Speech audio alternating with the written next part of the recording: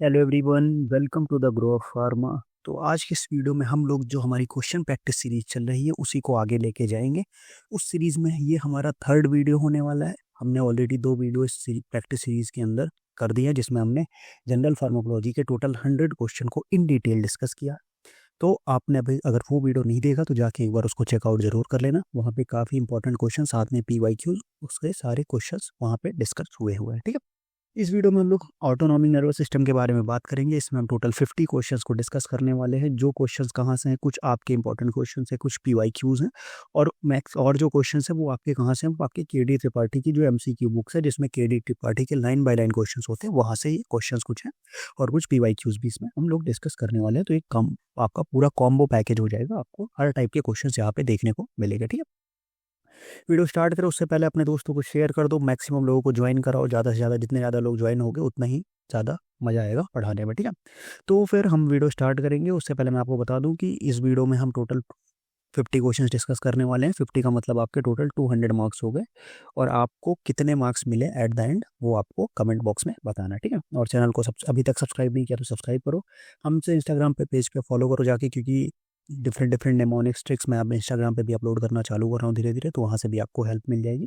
Telegram channel join कर लो, साथ में व्हाट्सएप ग्रुप जरूर ज्वाइन कर लेना क्योंकि सारी अपडेट्स आपको वहीं पे मिलेगी। ठीक है। और इसके अलावा हमारी ये तो एक क्वेश्चन प्रैक्टिस सीरीज है। इसके अलावा हमारा GPAT एंड NIPAT 2025 का क्रैश कोर्स चल रहा है जिसमें हमने फार्मास्यूटिक्स फार्माकोलॉजी स्टार्ट किया है। फार्मास्यूटिक्स में हमने प्री फॉर्मुलेशन, टैबलेट, कैप्सूल, ये टॉपिक्स हमने कवर कर दिए और उसके बाद फार्माकोलॉजी में हमने जनरल फार्माकोलॉजी, कार्डियोवास्कुलर सिस्टम ये कंप्लीट कर दिया है विद PYQ डिस्कशन। अब हम आगे बात करेंगे किसके बारे में, एंटी माइक्रोबियल्स के बारे में।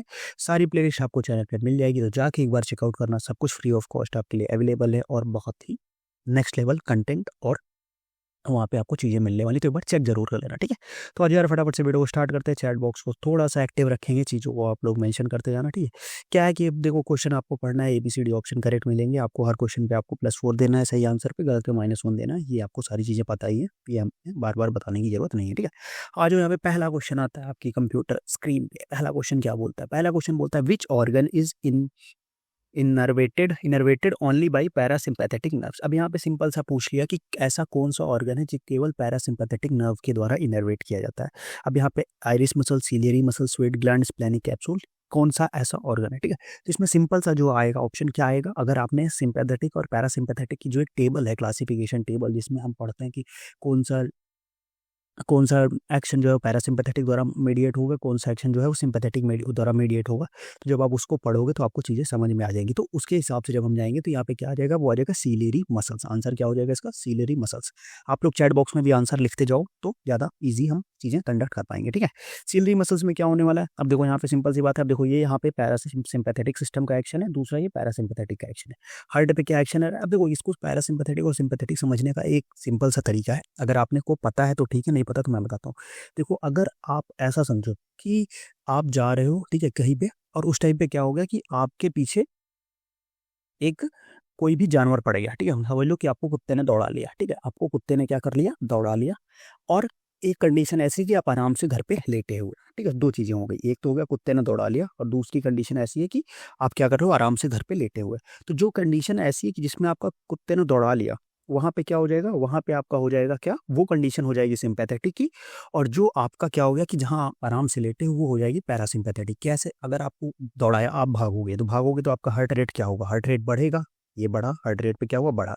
ब्रोंकाई क्या होगा, ब्रोंकाई डायलेट होगा। क्यों डायलेट होगा, क्योंकि वहां पे ज्यादा ऑक्सीजन की जरूरत होगी, तो वो डायलेट होकर ज्यादा अमाउंट ऑफ एयर एब्जॉर्ब करेगा। ठीक है। तो वो हो गया पे ब्रोंकोडाइलेशन।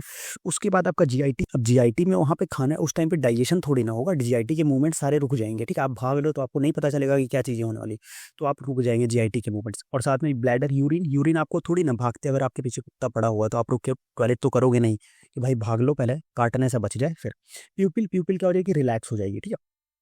और ग्लैंड्स में क्या होगा, सारे सिक्रीशन ग्लैंड्स के रुक जाएंगे एक्सेप्ट स्वेटिंग, क्योंकि आप भागोगे तो आपकी स्वेटिंग बढ़ेगी, इसको छोड़ के बाकी सारे जो सिक्रीशंस हैं वो रुक जाएगी। सेम कंडीशन एज्यूम करो, आप आराम कर रहे हो लेटे हुए घर पे, तो क्या होगा, आपका हार्ट रेट डिक्रीज हो जाएगा। ब्रोंको क्या हो जाएगा, कॉन्स्ट्रिक्शन हो जाएगा, क्योंकि जो आपकी वो है, आप हार्ट जो आप ब्रीथिंग कर रहे हो वो स्लो रहेगी। और सारे जो हमारे GIT के मूवमेंट्स हैं वो हो जाएंगे, फूड डाइजेशन, वो सारी चीज़ें प्रोसेस होंगी।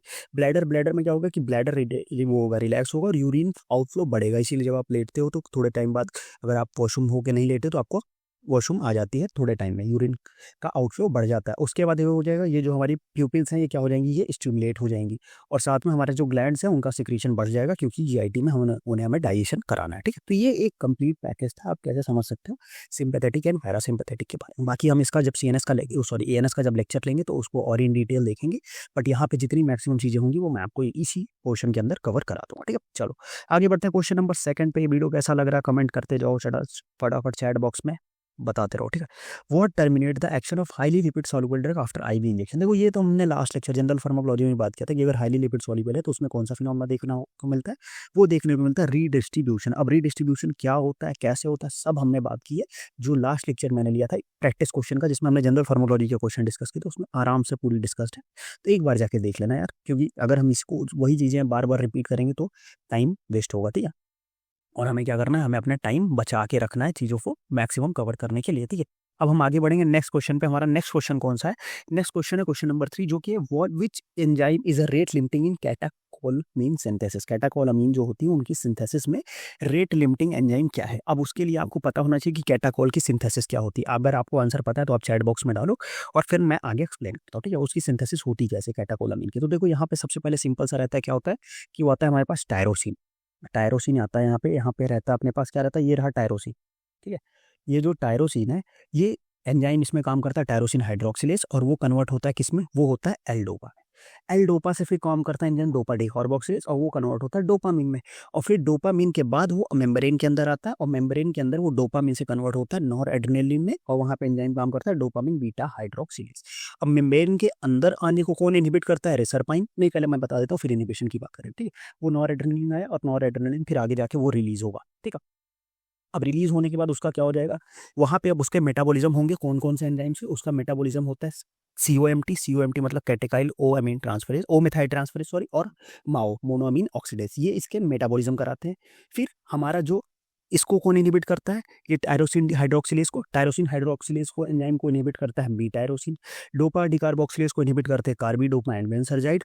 और डोपामीन बीटा हाइड्रोक्सिलेज जो है इसको इनहिबिट करता है हमारे पास डाइसल्फिराम। और जो मेम्ब्रेन के अंदर अपटेक है इसको इनहिबिट करता है रेसरपाइन। फिर आता है यहाँ पे जो रिलीज है, रिलीज को कौन इनहिबिट करता है, रिलीज को इनहिबिट करता है ग्वेनेथिडिन और ब्रिडिलियम। ठीक है, ये सारे एंजाइम, सारे नाम आपको याद रखने हैं। ठीक है, समझिए बात को। अब यहाँ पे हमें इसको क्वेश्चन क्या पूछा था, रेट लिमिटिंग वो स्टेप। तो जो रेट लिमिटिंग एंजाइम है वो कौन सा है, वो टायरोसिन हाइड्रोक्सिलेज। क्योंकि ये जो स्टेप है ये हमारा टायरोसिन से एल डोपा में जो कन्वर्ट हो रहा है, ये स्टेप होता है हमारा रेट लिमिटिंग। ठीक, जो टायरोसिन से एल डोपा में कन्वर्ट हो रहा है ये स्टेप होता है हमारा रेट लिमिटिंग स्टेप होता है। तो यहाँ पे जो एंजाइम काम कर रहा है यही एंजाइम हमारा क्या हो जाएगा, रेट लिमिटिंग एंजाइम हो जाएगा। ठीक है, तो यहाँ पे आंसर आ जाएगा टायरोसिन हाइड्रोक्सिलेज। समझिए बात। ठीक है, तो ऐसे चीजों को समझिए। चलो आगे बढ़ते हैं हम लोग क्वेश्चन नंबर 4 पे हम लोग आगे बढ़ेंगे। क्वेश्चन नंबर 4 हमारा क्या बोल रहा है, which drug is a non catecholamine sympathomimetic. ऐसी कौन सी ड्रग है जो नॉन कैटेकोलामीन सिम्पैथोमाइमेटिक है। अब यहाँ पे हमने देखा था कि जो एडरेनर्जिक ड्रग की क्लासिफिकेशन होती है उसमें हमने देखा था कि 3 तरह की क्लासीफाई हम करते हैं। एक होता है डायरेक्टली एक्टिंग, दूसरा होता है इनडायरेक्टली एक्टिंग, और तीसरा होता है mix action.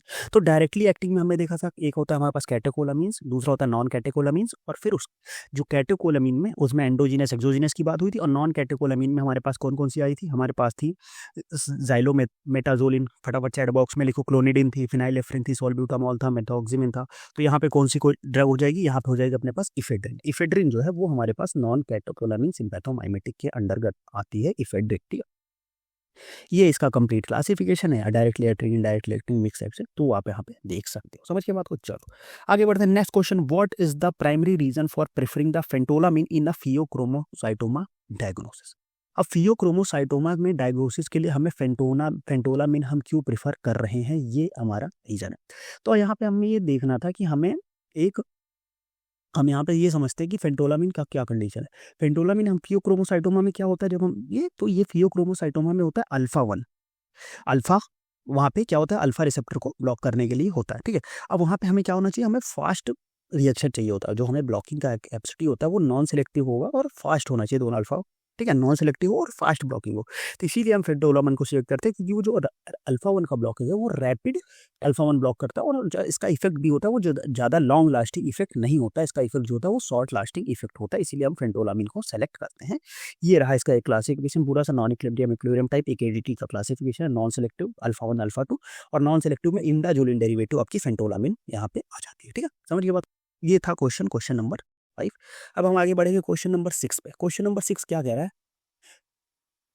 Which beta blocker has intrinsic sympathomimetic activity. मतलब क्या है कि बीटा ब्लॉकर जो है वो बीटा रिसेप्टर को तो ब्लॉक करे ही, साथ में उसके पास कुछ इंट्रिंसिक सिंपैथोमाइमेटिक एक्शन भी होना चाहिए। ठीक है, तो इसके लिए क्या होता है कि मतलब थोड़ा बहुत पार्शियल एगोनिस्ट एक्टिविटी भी देखने को मिली। ऐसी कौन सी बीटा ब्लॉकर है, तो इसके लिए एक सिंपल सी निमोनिक थी, कंटेन पार्शियल एगोनिस्ट एक्टिविटी।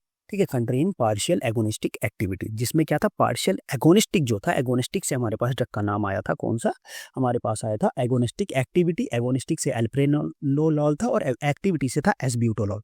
तो एसब्यूटोलॉल जो हो जाएगा वो हमारा जो हो जाएगा इसमें करेक्ट आंसर हो जाएगा। ये रहा उसका एक सिंपल सा mnemonic, contain partial intrinsic partial agonistic activity. Contains हो जाएगा सेलिप्रोलॉल, ऑक्सीप्रेनोलॉल, पी से पिंडोलॉल, पेनब्यूटोलॉल, एगोनिस्टिक से एल्प्रेनोलॉल, और साथ में एस, जिससे क्या हो जाएगा, एक्टिविटीज हो जाएगा एसब्यूटोलॉल। समझिए बात, ये कंप्लीट चीजें हो जाएंगी। अब नेक्स्ट क्वेश्चन जो आता है question number 7, the choline ester resistant to both true and pseudo cholinesterase. ठीक है, ऐसा कौन सा कॉलिन एस्टर है जो दोनों ट्रू और स्यूडो कॉलिन स्ट्रेस के लिए रेजिस्टेंस होता है।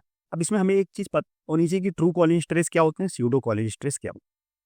ये तो हमें पता है कि जो है कॉलिन स्ट्रेस होते हैं वो दो तरीके होते हैं, true Colin stress, pseudo Colin stress. True Colin stress को हम क्या बोलते हैं, ट्रू कॉलिन स्ट्रेस को हम बोलते हैं एसिटाइल कॉलिन स्ट्रेस, और स्यूडो कॉलिन स्ट्रेस को बोलते हैं क्या, ब्यूटाइल कॉलिन स्ट्रेस। ठीक है, हमारे पास क्या था, एक था ट्रू और दूसरा था स्यूडो। ठीक है, तो ट्रू को हमने बोला कि ट्रू होता है हमारे पास, ट्रू को हम बोलते हैं एसिटाइल कॉलिन स्ट्रेस, और स्यूडो को जो बोलते हैं वो बोलते हैं ब्यूटाइल कॉलिन स्ट्रेस, तो होते हैं। उसके बाद अब जो ट्रू होता है ये हमें कहाँ प्रेजेंट होता है, ये प्रेजेंट होता है साइनैप्स पे। ठीक है, ट्रू हमारा जो होता है वो प्रेजेंट होता है साइनैप्स पे और नर्व एंडिंग्स पे। ठीक है, ये साइनैप्स पे प्रेजेंट होता है और नर्व एंडिंग्स पे प्रेजेंट होता है। ठीक, ये साइनैप्स एंड नर्व एंडिंग्स पे प्रेजेंट होता है। जबकि हमारा जो दूसरा है ये क्या होता है कि जो nerve synapse and nerve endings को छोड़ के अदर स्टेजेस पे ये सारा प्रेजेंट होता है, स्यूडो कॉलिन स्ट्रेस। ठीक है, तो ये बात हो गई true and pseudo Colin stress. अब यहाँ पे ड्रग पूछा है कि जो दोनों के लिए रेजिस्टेंट हो, ऐसी कौन सी ड्रग है, तो ऐसी हमारे पास एक ही ड्रग है, वो है बेथनेकॉल। बेथनेकॉल जो है वो ट्रू और स्यूडो कॉलिन स्ट्रेस दोनों के लिए रेजिस्टेंट होती है। समझिए बात को।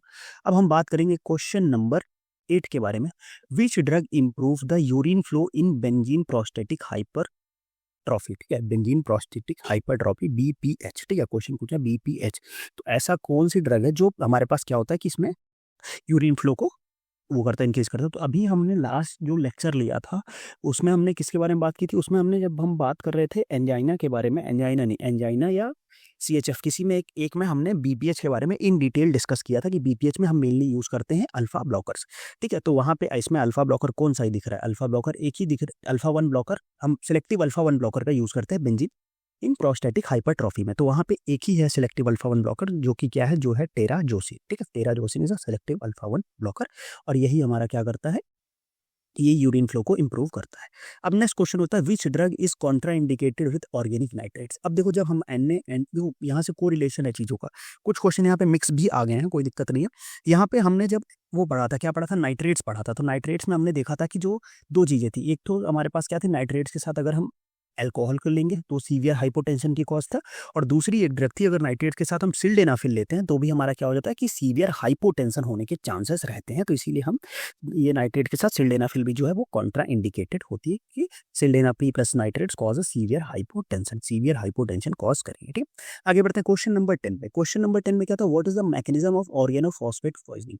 ऑर्गेनोफॉस्फेट पॉइजनिंग में होता क्या है, तो ऑर्गेनोफॉस्फेट पॉइजनिंग में कुछ नहीं होता है, जो एंजाइम का फॉस्फोराइलेशन हो जाता है। क्या हो जाता है, एंजाइम का फॉस्फोराइलेशन, इरिवर्सिबल एंजाइम फॉस्फोराइलेशन। ठीक है, ऑर्गेनोफॉस्फेट टॉक्सिसिटी में क्या होता है, इरिवर्सिबल एंजाइम फॉस्फोराइलेशन देखने को मिलता है। और कौन सा एंजाइम फॉस्फोराइलेट, तो कोलेस्ट्रेज एंजाइम का इरिवर्सिबल फॉस्फोराइलेशन हो जाता है। ठीक है, चलो आगे बढ़ते हैं क्वेश्चन नंबर 11। क्वेश्चन नंबर 11 क्या कह रहा है हमसे कि which beta blocker is ultra short acting and cardio selective. दो चीजें पूछिए, ultra short active and cardio selective. तो देखो short acting ultra short acting का क्लासिफिकेशन हमें पता है, वो उससे हो गया। और दूसरा फिर आता है कि जो वो क्या कार्डियो सेलेक्टिव भी है। तो कार्डियो सेलेक्टिवली एक नेमोनिक है कि new beta blocker acting exclusively at myocardium. तो वहाँ पे एक्सक्लूसिवली से जो आता है, एक्सक्लूसिवली से आता है हमारे पास स्मोलॉल। और स्मोलॉल क्या है, स्मोलॉल जो है वो हमारा शॉर्टेस्ट एक्टिंग भी है, ठीक है। अल्ट्रा शॉर्ट एक्टिंग के अंदर स्मोलॉल आता है। तो यहाँ पे इसका जो करेक्ट आंसर हो जाएगा वो हो जाएगा क्या, वो हो जाएगा स्मोलॉल। ये देखो स्मोलॉल इज अ हमारे पास shortest acting less than 9 approx 9 minutes की हाफ लाइफ होती है। और यहाँ पे देखो इसका जो कार्डियो सेलेक्टिव ड्रग की ट्रिक क्या है, न्यू से नेवियोलॉल हो गया, मोस्ट कार्डियो सेलेक्टिव होता है, बीटा से बीटाक्सोलॉल हो गया, ब्लॉकर से बिसोप्रोलॉल हो गया, एक्टिंग से एसब्यूटोलॉल हो गया, एक्सक्लूसिवली से स्मोलॉल हो गया, एड से एटिनोलॉल हो गया, मायो से मेटोप्रोलॉल और कार्डियम से सेलिप्रोलॉल हो गया। तो स्मोलॉल हो गया यहाँ पे हमारे पास इसका करेक्ट आंसर हो जाएगा, ठीक है। समझिए बात को। अब हम आगे बढ़ेंगे क्वेश्चन नंबर 12 के बारे में।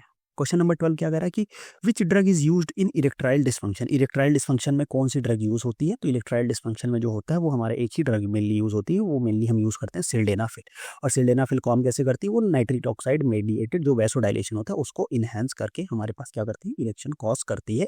इसीलिए उसको हम लोग इरेक्टाइल डिस्फंक्शन में यूज करते हैं। चलो अब हम बात करते हैं कि which muscarinic receptor subtype is a cardiac. अब इसमें कौन सा ऐसा मस्करेनिक रिसेप्टर है जो कार्डियक में यूज होता है। अब देखो हमें मस्करेनिक रिसेप्टर के टाइप्स पता होना चाहिए, कितना 1 M2 M3 M4 M5, ठीक है, ये चीजें होनी चाहिए। तो सबसे पहले इसमें एक सिंपल सी ट्रिक है, क्या, पहले खाओ फिर दिल लगाओ, ठीक है, पहले खाओ फिर दिल लगाओ।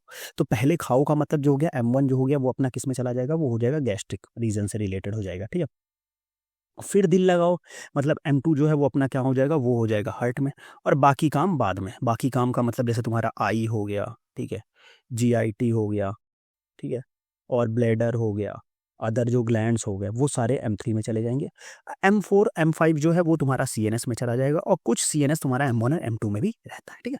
तो ये एक कंप्लीट है। तो हम इसमें पूछा क्या, विच मस्कुलिन सबटाइप कार्डियक। कार्डियक मतलब M2। ये देखो ये इसका एक सिंपल से, ठीक है, पहले खाओ फिर दिल लगाओ, बाकी ये सारी आईज। और यहाँ पे NN की बात करें तो NN जो है गैंग्लिया और एड्रेनल मेड्यूला पे प्रेजेंट होता है, जबकि NM जो है वो न्यूरोमस्कुलर जंक्शन पे प्रेजेंट होता है, ठीक है। तो ये एक कंप्लीट क्लासिफिकेशन था किसके बारे में, हमारे ये M1 और एन मतलब sorry muscarinic and nicotinic receptors के बारे में, ठीक है। चलो आगे बढ़ते हैं हम लोग क्वेश्चन नंबर 14। क्वेश्चन नंबर 14 क्या कह रहा है कि what is the primary action of pilocarpine in glaucoma. Glaucoma में पिलोकार्पिन का प्राइमरी एक्शन क्या है, reduce the aqueous formation, increase the uveoscleral outflow, contract the ciliary muscle और डायलेट द प्यूपिल। अगर आपको आंसर पता है तो आप फटाफट चैट बॉक्स में आंसर करो, मैं थोड़ा पानी पी लेता हूँ, 1 मिनट।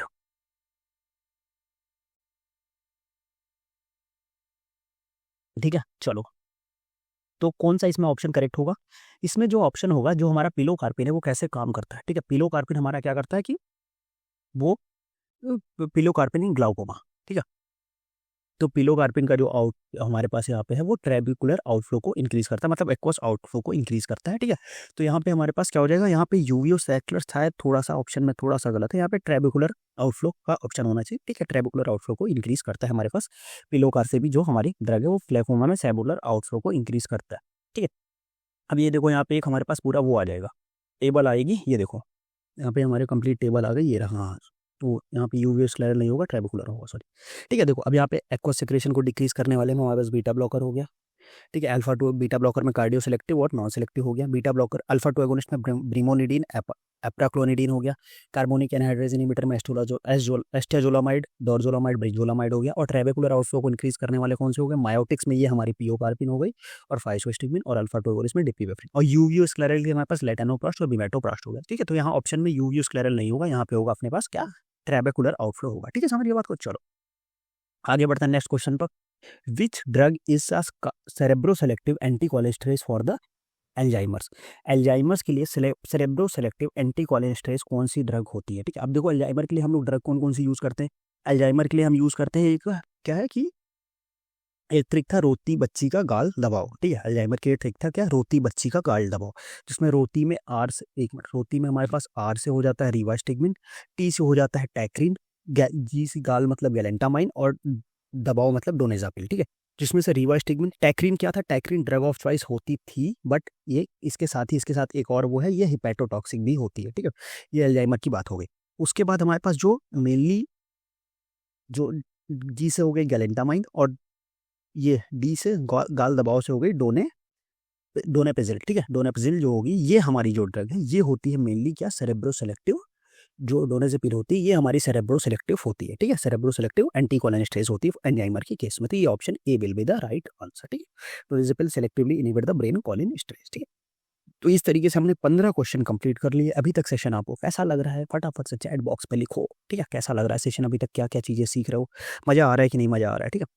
मज़ा आ रहा है तो वीडियो को लाइक करो और शेयर करके अपने दोस्तों को भी ऐड करो, क्योंकि जितने ज़्यादा लोग रहते हो ना यार उतना ही ज़्यादा देख के मन करता है, मोटिवेशन मिलता है अगर आपको और आपके लोगों के लिए चीज़ें लेके आने का, ठीक है। अगर आप स्ट्रेंथ कम कर देते हो तो फिर लगता है कि यार चीज़ें वेस्ट जा रही हैं, तो फिर मन नहीं करता, ठीक। तो आप स्ट्रेंथ बढ़ा के रखो, मैं भी कंटेंट का लेवल धीरे धीरे बढ़ाता जाऊँगा, ठीक है। चलो अब आ जाए क्वेश्चन नंबर 16 पे। Which alpha 2 agonist lower the intra ocular pressure. Alpha 2 कौन सा अल्फा 2 एगोनिस्ट है जो इंट्रा ऑकुलर प्रेशर को लोअर करेगा। अभी हमने ग्लाउकोमा वाला देखा था, अल्फा 2 एगोनिस्ट में कौन कौन से थे, दो चीज़ें थे, एक था हमारे पास ब्रिमोनिडीन, दूसरा था एप्राक्लोनिडीन, ठीक है। ये क्या थे, ये हमारे अल्फा 2 एगोनिस्ट थे। तो अल्फा 2 एगोनिस्ट कौन सा यूज होने वाला है, ब्रिमोनिडीन, ठीक है। बाकी ब्रिंजोलामाइड हमारी कौन सी क्लास की ड्रग थी, ब्रिंजोलामाइड जो थी वो हमारी कार्बोनिक एनहाइड्रेज इनहिबिटर थी। बेम्ब्यूटेरॉल थी हमारी क्या थी, बेम्ब्यूटेरॉल हमारे बीटा ब्लॉकर में चली जाएगी, ठीक है। उसके बाद हमारे पास क्या थी, लेटनोप्रास्ट, ये हमारी यूवी स्क्वायर आउट फ्लो को इंक्रीज करती थी। तो इस तरह से हमारा brimonidine will be the right answer. ये पूरी टेबल आप देख सकते हो। Which drug is a prodrug of adrenaline. अब एड्रेनालिन का जो है वो प्रोड्रग कौन सा है, एड्रेनालिन जो हमारा है एड्रेनालिन, उसकी प्रोड्रग कौन सी है, तो उसकी जो प्रोड्रग होती है वो होती है हमारे पास dipivefrin. Dipivefrin is a prodrug of adrenaline, ठीक है। एड्रेनालिन का प्रोडक्ट जो है वो डिपिविफ्रिन होती है, okay. Question number 18।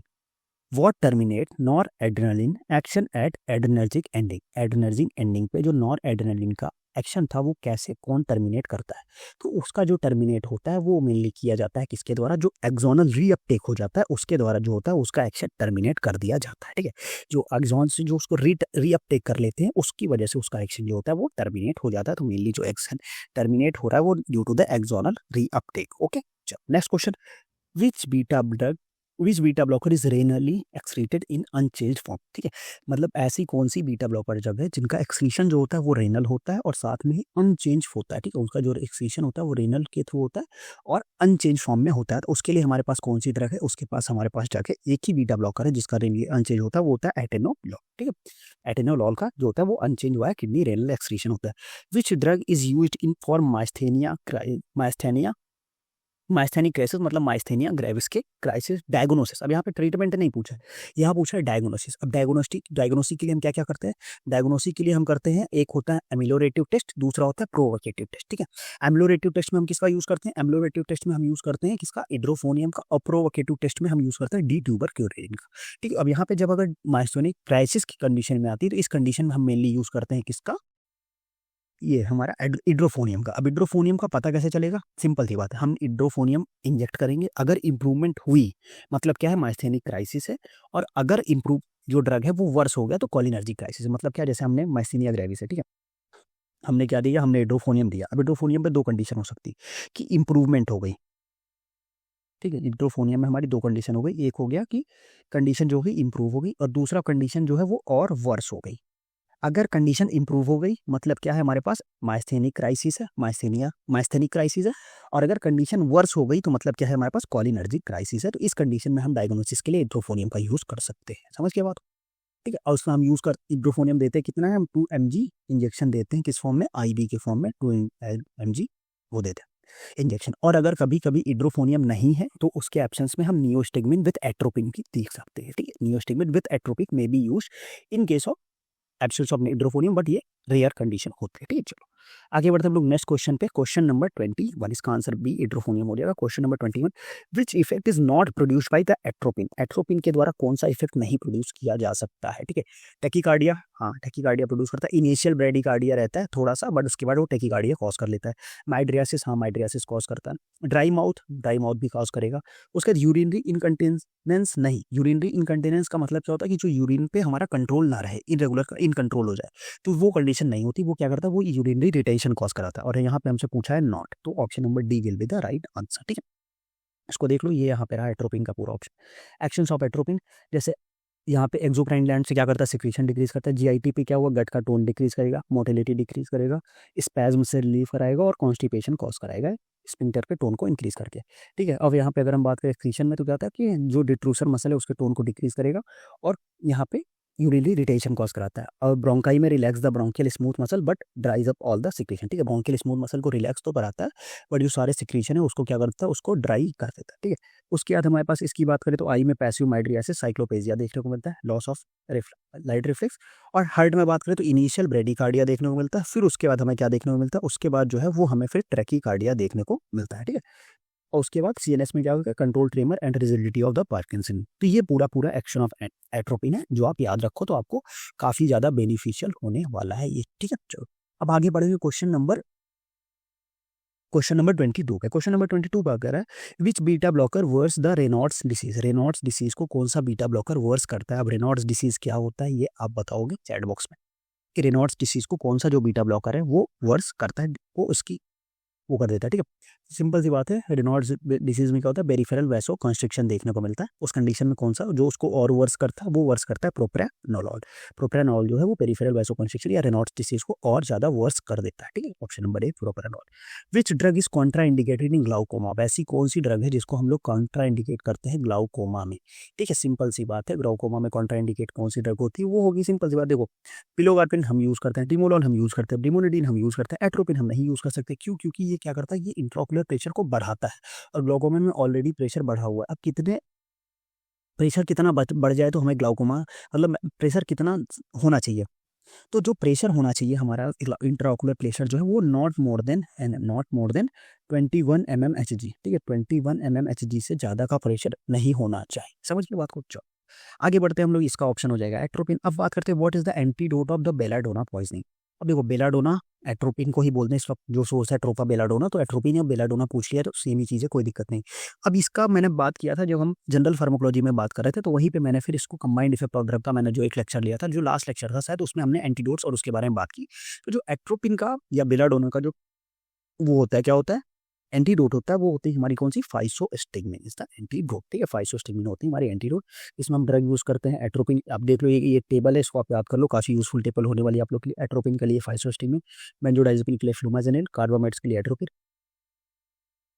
Sorry cyanide के लिए sodium nitrate and sodium thiosulphate का यूज करते हैं। हिपैरिन के लिए हम प्रोटामिन सल्फेट का यूज करते हैं। इंसुलिन के लिए हम ग्लूकागॉन का यूज करेंगे। आयरन कंपाउंड्स के लिए हम यूज करेंगे डेस्फेरोक्सामिन। मॉर्फिन के लिए यूज करेंगे नैलोक्सिन। मिथेनॉल के लिए यूज करेंगे इथाइल अल्कोहल या फॉर्मेपिजोल। ऑर्गेनोफॉस्फेट्स के लिए एट्रोपिन का यूज करते हैं। पैरासीटामोल के लिए एनास्टाइलसिस्टीन और वॉरफेरिन के लिए विटामिन K1 दैट इज फाइटोनाडायोन, ठीक है। इसका हम लोग यूज करते हैं किसमें, इन सब की पॉइजनिंग। तो ये था क्वेश्चन नंबर 24। अब हम लोग आगे बढ़ेंगे क्वेश्चन नंबर 25 के बारे में, ठीक है। क्या है 25, विच drug causes the vasomotor reversal. Vasomotor reversal कौन सा ड्रग कॉज करता है, तो वैसोमोटर रिवर्सल जो फिनोमिना है वो कौन कॉज करता है, वो कॉज करता है हमारे पास एड्रेनलिन, ठीक है। एड्रेनलिन जो है वो वैसोमोटर रिवर्सल फिनोमिना कॉज करता है, एड्रेनलिन, ठीक है। तो option number A will be the right answer. Question number 26 क्या बोलता है हमारे अपने वो, कि which beta blocker has alpha 1 blocking activity. ऐसी कौन सी बीटा ब्लॉकर है जिसके पास अल्फा 1 ब्लॉक करने की भी एक्टिविटी होती है, ठीक है। अब देखो कुछ बीटा ब्लॉकर की स्पेसिफिक एक्टिविटीज होती हैं, जैसे कुछ बीटा ब्लॉकर क्या होते हैं, वो अल्फा ब्लॉकर भी होते हैं। कुछ बीटा ब्लॉकर जो होते हैं वो नाइट्रिक ऑक्साइड को भी रिलीज कराते हैं। कुछ बीटा ब्लॉकर होते हैं वो पोटेशियम चैनल ओपनर होते हैं। कुछ बीटा ब्लॉकर जो होते हैं वो कैल्शियम चैनल ब्लॉकर भी होते हैं। और कुछ बीटा 2 एगोनिस्ट भी होते हैं बीटा ब्लॉकर के होने के साथ साथ, तो वो एक कंप्लीट होता है। तो ऐसा जो बीटा ब्लॉकर जो अल्फा 1 ब्लॉकिंग एक्टिविटी रखता है वो होता है हमारे पास, एक ही ऑप्शन है यहाँ पे, कार्बिडिलॉल। वैसे तो हमारे पास 4 हैं, लेबेटालॉल, कार्बिडोलॉल, मेड्रोक्सालॉल और ब्यूसिंडोलॉल, ठीक है। तो उसमें से हम ऑप्शन में क्या है, कार्बिडोलॉल ही है। ये रहा एक कंप्लीट, वो आप देख लो इसमें अल्फा ब्लॉकर के साथ हमें लेबेटालॉल, कार्बिडोलॉल, मेट्रोक्सालॉल और ब्यूसिंडोलॉल। नाइट्रिक ऑक्साइड के लिए नेबिवोलॉल, पोटेशियम चैनल ओपनर टेल्सोलॉल, और कैल्शियम चैनल ब्लॉकर कौन कौन से हो सकते हैं, कार्बिडोलॉल, बिबेंटोलॉल और बीटाक्सोलॉल, और बीटा 2 एगोनिस्ट सेलेप्रोलॉल और कैटिलोलॉल और बोपिंडोलॉल। तो ये ऐसे ड्रग है जो बीटा ब्लॉकर, ये थर्ड जनरेशन बीटा ब्लॉकर आते हैं। इसमें क्या कि ये बीटा रिसेप्टर को ब्लॉक करने की तो एक्टिविटी रखते ही रखते हैं, उसके साथ ही ये एक्स्ट्रा एबिलिटी भी शो करते हैं, जैसे कि alpha blocker, release of nitric oxide, potassium channel opener, calcium channel blocker और बीटा 2 एगोनिस्ट, ये एक्स्ट्रा एक्टिविटी भी रखते हैं, ठीक है। कौन, ये थर्ड जनरेशन बीटा ब्लॉकर, और ये सारे उसमें आ जाते हैं, ठीक है। तो ये हमने कर लिया 26 क्वेश्चन। अब हम आगे बढ़ेंगे क्वेश्चन नंबर 27 पे। ओके तो आगे बढ़ते हैं हम लोग क्वेश्चन नंबर 27 पे, ठीक है। क्वेश्चन नंबर 27 क्या कह रहा है, which receptor mediates non adrenergic, non cholinergic gut relaxation, ऐसा कौन सा रिसेप्टर है जिसके थ्रू क्या होता है कि नॉर एडनर्जिक नॉन कॉलिनर्जिक NANC गट रिलैक्सेशन होता है। तो देखो रिलैक्सेशन के लिए हमने एक ही पढ़ा था कि नाइट्रिक ऑक्साइड मैकेनिज्म के थ्रू रिलैक्सेशन होता है। तो इन ऑप्शंस में क्या ऑप्शन हो जाएगा, करेक्ट हो जाएगा nitric oxide. Nitric oxide is a primary NANC transmitter होता है और वो क्या करता है कि गट रिलैक्सेशन का फिनोमेना भी नाइट्रिक ऑक्साइड्स के थ्रू ही देखने को मिलता है। ठीक है, अब क्वेश्चन नंबर नेक्स्ट आता है कि which what is the primary action of the latanoprost. Latanoprost के लिए हमने अभी देखा, क्या हम देखा था, जो हमने टेबल देखा था कि लेटेनोप्रास्ट क्या कर रहा था कि यूवियोस्क्लेरल आउटफ्लो को इंक्रीज कर रहा था। ठीक है, तो option number B will be the right option, ये आपका आप यहाँ से देख सकते हो। Which drug is a quaternary anticholinergic, ऐसी कौन सी ड्रग है जो क्वाटरनरी एंटीकोलिनर्जिक होता है। तो क्वाटरनरी एंटीकोलिनर्जिक जो ड्रग है इसमें से वो कौन सी है, वो है आपकी ग्लाइकोपायरोलेट। ग्लाइकोपायरोलेट is a quaternary anticholinergic drug.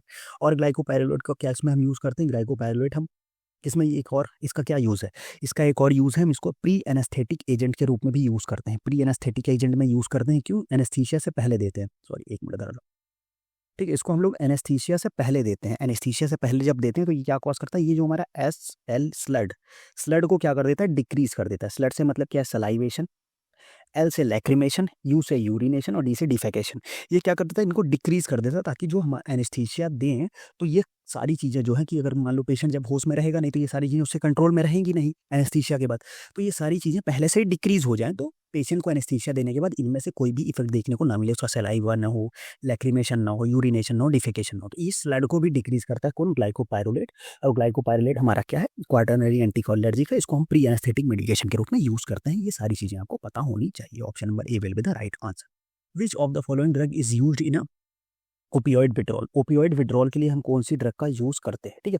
तो ओपियोइड विड्रॉल करने के लिए हम एक ड्रग का इसमें यूज़ करते हैं, वो कौन सी है, वो है clonidine. Clonidine will be used as drug to opioid withdrawal, ठीक है, ओपियोइड विड्रॉल के लिए। Which drug is a carbonic anhydrase inhibitor use for glaucoma. Simple सी बात है, अभी हमने बात किया ग्लाउकोमा के बारे में। कार्बोनिक एनहाइड्रेज इंजाइमेट कौन से थे, दो थे, ब्रिंजोलामाइड, डोरजोलामाइड, जिसमें से हमारे पास डोरजोलामाइड यहाँ पे ऑप्शन में है, तो option A will be the right answer. Okay, चलो आगे बढ़ते हैं। What is the effect is mediated by the beta 2 receptor. अब बीटा 2 रिसेप्टर के द्वारा कौन सा इफेक्ट मीडिएट होना चाहिए, तो आपको पता होना चाहिए कि जितने रिसेप्टर हैं हमारे अल्फा बीटा, अल्फा में अल्फा 1 अल्फा 2, बीटा में बीटा 1 बीटा 2 बीटा 3, अब सबका क्या क्या इफेक्ट है वो आपको पता होना चाहिए। अल्फा 1 में भी अल्फा 1 ए अल्फा 1 बी और डी होते हैं, ठीक है, तो वो आपको क्या क्या इफेक्ट होते हैं, कहाँ कहाँ उनका इफेक्ट होता है वो पता होना चाहिए।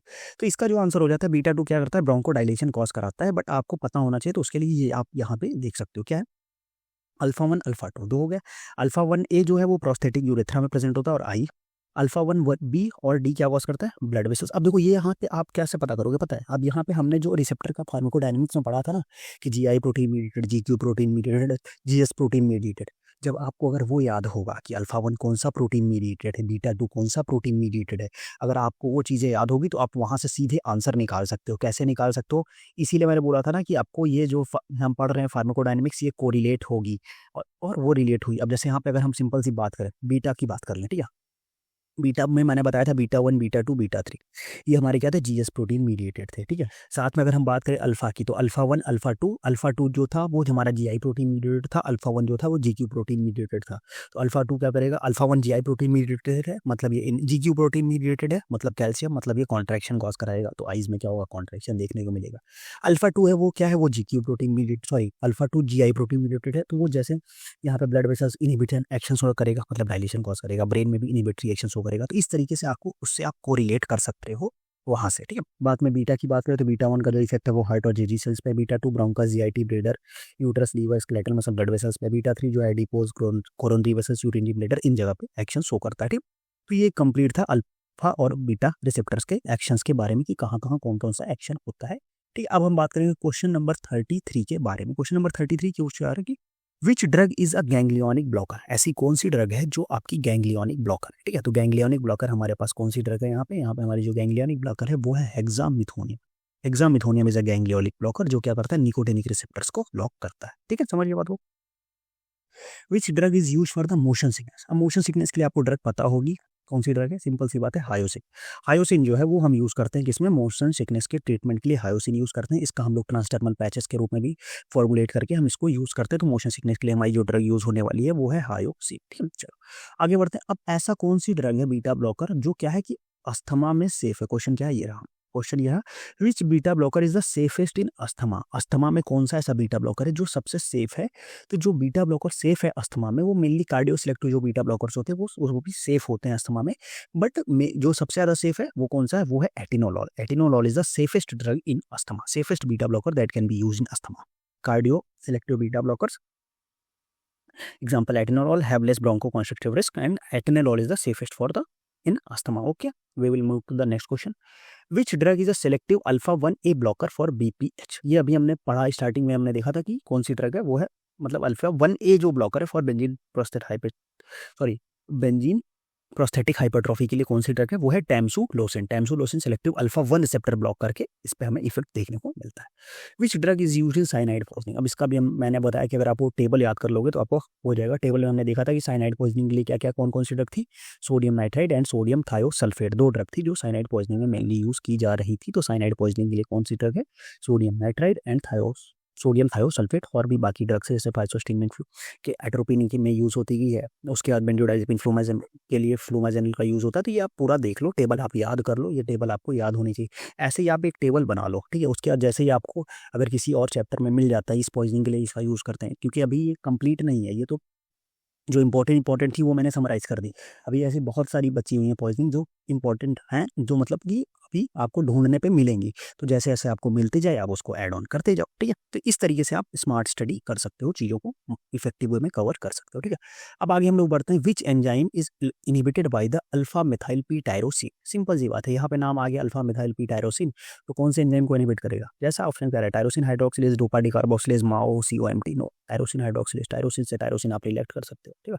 तो टायरोसिन को इनहिबिट करेगा, ठीक है। चलो अब बात करते हैं, विच ड्रग इज अ कोलिनेस्टरेज रीएक्टिवेटर। ऐसी कौन सी ड्रग है जो कोलिनेस्टरेज एंजाइम को रीएक्टिवेट करती है, ठीक है। डीएक्टिवेट होने के बाद फिर उसको एक्सेस करने कभी कभी होता है वो रीएक्टिवेट भी हो जाती है। तो ऐसी कौन सी ड्रग है जो कोलिनेस्टरेज एंजाइम को क्या करती है? रीएक्टिवेट करती है। तो उसके लिए हमारे पास कौन सी ड्रग है? वो है प्रेलिडॉक्सी। प्रेलिडॉक्सी में ऐसी ड्रग है जो कोलिनेस्टरेज एंजाइम को क्या करती है? रीएक्टिवेट करती है, ठीक है। एक यहाँ पे क्वेश्चन है, which drug is use in hypertensive emergencies. अब ये हाइपरटेंसिव इमरजेंसीज में कौन सी ड्रग यूज होती है? ये हमने हाइपरटेंसिव में बहुत अच्छे से पढ़ा था कि ऐसी एक ही ड्रग है, मतलब एक जो है हाइपरटेंसिव इमरजेंसी में यूज होने वाली ड्रग जो क्या करती है कि रैपिड वैसोडाइलेशन कॉज करती है। कैसे? नाइट्रिक ऑक्साइड को रिलीज करा के। वो कौन सी ड्रग है? वो है सोडियम नाइट्रोप्रोसाइड। सोडियम नाइट्रोप्रोसाइड क्या करती है? रैपिड वैसोडाइलेशन कॉज करती है due to release of the nitric oxide. Okay, अब बात करेंगे question number 41, which beta blocker prolongs the insulin hypoglycaemia. ऐसी कौन सी बीटा ब्लॉकर है जो इंसुलिन हाइपोग्लाइसीमिया को प्रोलॉन्ग कर सकता है? तो उसमें हमारे पास एक है, वो कौन सी है? वो है प्रोप्रानोलॉल। प्रोप्रानोलॉल जो है वो ऐसी बीटा ब्लॉकर है जो इंसुलिन हाइपोग्लाइसीमिया को प्रोलॉन्ग कर सकता है, ठीक है। चलो अब बात करते हैं, विच drug is a non competitive antagonist. कौन सी ड्रग है जो नॉन कम्पिटिटिव एंटागोनिस्ट है? यहाँ पे हमारे पास पहले बात तो एंटागोनिस्ट की बात कर ले तो हमारे पास जो नॉन कम्पिटिटिव एंटागोनिस्ट है किस पे? अल्फा रिसेप्टर्स पे। कौन है वो? फिनॉक्सीबेंजामिन। फिनॉक्सीबेंजामिन है। Phenoxybenzamine is a non competitive antagonist on the alpha receptors. Alpha receptors पे नॉन कम्पिटिटिव एंटागोनिस्ट है फिनॉक्सीबेंजामिन। ओके, चलो आगे बढ़ते हैं, question number 3, which drug causes a miosis without cycloplegia. ऐसा कौन सा ड्रग है जो मायोसिस कॉज तो करता है बट विथआउट साइटोप्लेजिया। अभी हमने देखा था कि जब एट्रोपिन की हमने कंडीशन देखी थी तो वहां पे क्या था? साइकोप्लेजिया देखने को मिला था उसके साथ। बट कुछ ऐसी भी ड्रग्स होती है जो मायोसिस तो कॉज करती है बट साइकोप्लेजिया नहीं कॉज करती, ठीक है। तो वो कौन सी ड्रग है? वो है हमारे पास कौन सी ड्रग? वो है फिनाइल एफ्रिन। फिनाइल एफ्रिन जो है वो क्या करती है? वो मायोसिस कॉज करती है बट साइक्लोप्लेजिया कॉज नहीं करती। एट्रोपिन कॉज करती है बट वो साइटोप्लेजिया के साथ देखने को मिलता है उसमें, ठीक है। सॉरी, एट्रोपिन तो माइड्रियासिस कॉज करती है बट साइक्लोप्लेजिया उसमें भी देखने को मिलता है। समझ गया आप? तो अब आप इसको पता कैसे चलोगे? देखो, मायोसिस और माइड्रियासिस में लोग कंफ्यूज रहते हैं ना, तो मैं आपको बता देता हूँ एक बार। देखो सिंपल सी बात करो, दो सिस्टम हमने पढ़े, एक ओपन में पढ़ा पैरासिम्पैथेटिक, दूसरा हमने पढ़ा अपन ने पढ़ा सिंपैथेटिक, ठीक है। ये बात कर ली हमने। अब देखो पैरासिम्पैथेटिक में हमने क्या बात की? पैरासिम्पैथेटिक में हमने बात की कि क्या था? एसिटाइल कोलिन था, ठीक है, और अपने पास था एट्रोपिन, ठीक है। दो आए पैरासिम्पैथेटिक में। सिंपैथेटिक में अपन ने बात की क्या? अपने पास था एड्रेनर्जिक, ठीक है, और दूसरा अपने पास था एंटी एड्रेनर्जिक। ये हमने बात कर ली थी, एंटी एड्रेनर्जिक की हमने बात कर ली। अब यहाँ पे क्या सीन था कि जो हमारे पास एस्टाइल कोलिन है ये क्या कॉज कराता है? ये कराएगा मायोसिस। और जबकि जो एट्रोपिन है ये कॉज कराता है माइड्रियासिस। ये क्या कॉज कराएगा? ये कराएगा माइड्रियासिस, ठीक है। सेम बात, सेम जो बट सिंपैथेटिक में क्या हो जाता है, उल्टा हो जाता है। जो एड्रेनर्जिक है वो क्या रहता है हमारे पास, माइड्रियासिस, और जबकि जो हमारे पास एंटी एड्रेनर्जिक जो है वो कराता है मायोसिस। समझिए बात को। अब माइड्रियासिस और मायोसिस तो आपको पता है ना। माइड्रियासिस का क्या मतलब होता है कि relaxation of the I, mydriasis का मतलब होता है रिलैक्सेशन ऑफ आई, और मायोसिस का क्या मतलब होता है, कॉन्ट्रैक्शन ऑफ आई। मायोसिस का मतलब होता है कॉन्ट्रैक्शन। अब जब आई का रिलैक्सेशन होगा तो जो पीपल का साइज है वो क्या हो जाएगा, वो इंक्रीज हो जाएगा, और जब आई का कॉन्ट्रैक्शन होगा तो पीपल का साइज जो होगा वो डिक्रीज हो जाएगा। समझ गए बात को। तो ये कंप्लीट एक था कि क्या पैरासिम्पैथेटिक और सिंपैथेटिक सिस्टम में जो हमारे पास आई पे क्या इफेक्ट होता है, कौन मायोसिस कराता है, कौन माइड्रियासिस कराता है, और मायोसिस क्या होता है, माइड्रियासिस क्या होता है। ठीक, ये बात हो गई। अब बात करेंगे क्वेश्चन नंबर 44 पे। Which of the following drug is Contra indicated in secondary shock. अब देखो सेकेंडरी शॉक में क्या होता है, जो ऐसी ड्रग जो होती है जो वैसो कॉन्स्ट्रिक्टर होती है उनको हम लोग नहीं देते हैं। क्यों? क्योंकि वो क्या करती है, वो शॉक है उसको और वर्स कंडीशन में कॉज कर देती है। तो यहाँ पे वैसो कॉन्स्ट्रिक्शन को बोलते हैं फिनाइलेफ्रिन। फिनाइलेफ्रिन को हम नहीं देंगे क्योंकि वो वर्स कर देंगी हाइपोवॉल्यूमिक शॉक को, वैसो कॉन्स्ट्रिक्शन। क्योंकि शॉक में क्या होता है कि हमारी ब्लड वेसल्स ऑलरेडी कंस्ट्रिक्ट होती हैं, तो हमारा ब्लड सप्लाई प्रॉपर हो नहीं पाता। अगर हम उसमें क्या कर रहे हैं, उसमें हम वैसो कॉन्स्ट्रिक्टर दे देंगे तो वो जो कॉन्स्ट्रिक्शन है उसको प्रोलॉन्ग कर देंगे। तो जो कॉन्स्ट्रिक्शन को प्रोलॉन्ग करेगी तो शॉक जो होगा वो और वर्स कंडीशन में कन्वर्ट हो जाएगा। ठीक।